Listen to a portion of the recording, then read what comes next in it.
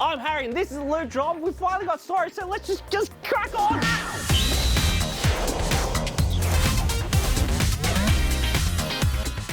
Sony's State of Play has kicked off announcement season and there's plenty to talk about, so let's just start with the big stuff. Final Fantasy 16 is coming summer 2023. There's a big focus on summons and all your favourites will be back. Ifrit, Shiva, Bahamut, Lechonk. Oh, sorry, wrong game. But it looks like there'll be Pokemon like battling between summons, and I can't wait to see what Bahamut evolves into. The trailer showcased some real-time combat and a return to Final Fantasy's traditional aesthetic with crystals, summons, and Children of Fate. It's a medieval Final Fantasy and not a futuristic one, so it's less shooty-drivey and more slicey summony. Street Fighter 6 was confirmed for 2023 with a new trailer showcasing an open-world single-player mode, meaning we can finally start fights in the street. We also saw Street Fighter V's Luke and newcomer Jamie face off against Old Man Ryu and Chun-Li, laying into each other with fistfuls of colourful paint. Not gonna lie, I'm loving the new street art aesthetic, and I love the new redesigns for the characters, especially Chun-Li. They feel way more authentic. Except for Ryu. I mean, his beard is so dense, it makes me think that I could grow one as good, but with my genetics, I doubt it.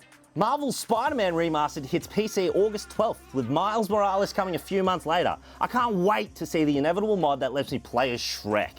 In the realms of PSVR 2, we got to look at Horizon Call of the Mountain and No Man's Sky VR, which is coming when PSVR 2 launches in 2023. Call of the Mountain showed off VR bow combat, VR climbing, and VR branch brushing away. It looks great, but I got some extreme on-rails vibes, so I'm going to be a bit cautious until I can see more footage. Oh, and finally, what's a showcase without indies? Stray gave us a cat's eye view of stealthing through a cyberpunk dystopia, and boy does it look gorgeous. And it's coming soon, it's coming out July 19th. We also got to look at Season, A Letter to the Future, and Rollerdrome. The former has you riding around on a bike, contemplatively taking photos and videos of the world around you. While in the latter, you are Tony Hawk on rollerblades and you have guns. Safe to say it's going to be a huge year for wheel-based transport and games. That is a lot. Next week is Summer Games Fest, the Xbox and Bethesda Showcase, and the PC Showcase. Announcement season's truly begun. Whoever needs you, E3? Let's keep that announcement train rolling, baby! Jordan? Nintendo revealed a release date for Pokemon Scarlet and Violet. It's coming out November 18th. The legendaries have the most bogan names. Listen how it sounds, right? Koraidon for Scarlet, Miraidon for Violet. The trailer also revealed 4-player co-op as a big part of Scarlet and Violet, which makes sense seeing as they've been hyping up the more open nature of the new games.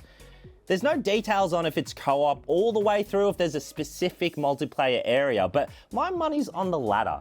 They also showed us the same old battle system, and I'll be honest, I'm getting sick of the same old. Like, say what you want about Arceus, at least it tried to do something different with the catching and battle system. Like, you could sneak up on Pokemon sans battle, and it added this element of stealth to the hunt. That's why I'm really looking forward to Pal World. A world where Pokemon-adjacent creatures are enslaved to make assault rifles on a production line? Sign me up! At least it's different. Yeah, this is a real game, by the way. Which legendary are you going to choose, Koraidon or Miraidon? I went to school with a Koraidon, actually, and he was a legend. IGN gave us a first glimpse of Sonic Frontiers gameplay. It's a new open-world Sonic game. Oh, wait, Dan, I already played this, haven't I? That was Roblox. A franchise notorious for awful games looks to be sticking to the formula.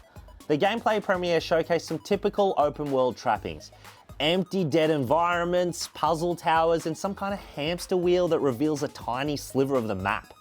You know, a hamster wheel is actually quite appropriate for a Sonic game, because, you're doing a lot of running, and heck, you might be even going pretty fast, but you're not really going anywhere. Between trivial puzzles, weirdly out-of-place sound effects and music, and wide open spaces that look like they were made in Halo Reach's Forge world, Sonic Frontiers is looking pretty rough.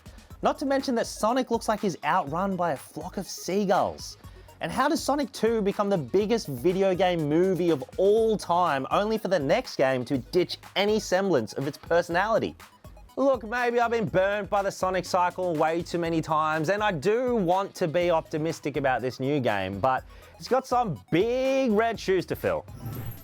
Jeff Keighley's Summer Games Fest is happening this Friday, and we've been keeping an eye on his movements. A recent photo showed Keighley and his best friend Kojima talking over Zoom.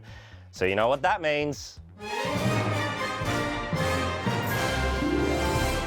Hello, I'm Harry, and this is Kojima Watch. Today we're going to illuminate the shocking secret behind the relationship between Summer Games Fest's Jeff Keighley and Hideo Kojima. In a recent tweet shared by Kojima's personal assistant, we can see Kojima pointing at a clearly stoked Jeff Keighley. But who is this? From the picture, we can infer that it's a long-haired blonde person. But who else is a long-haired blonde person? That's right, chairman of the board of the Embracer Group, Kiki Wallelund. Now, we here at Kojima Watch, we never report on something that we're not 100% certain on. We put these two photos through state-of-the-art AI compositing software, and the results, they speak for themselves.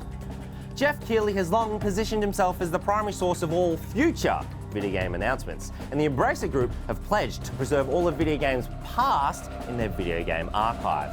And in the middle is Kojima, pulling all the strands. And if you ask me, this is something we must Kojima watch.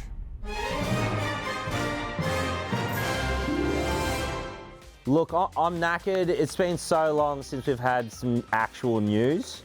Coming out this week, you got KOTOR 2 on the Switch June 8th, Tour de France on the PS4, 5, Xbox and PC June 9th, Mario Strikers Battle League Switch June 10th, and Please Fix the Road on PC June 10th.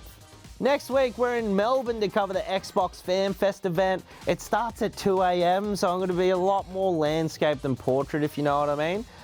Smash that subscribe button, and maybe the dinging will keep me awake, but I'm going to catch up on some...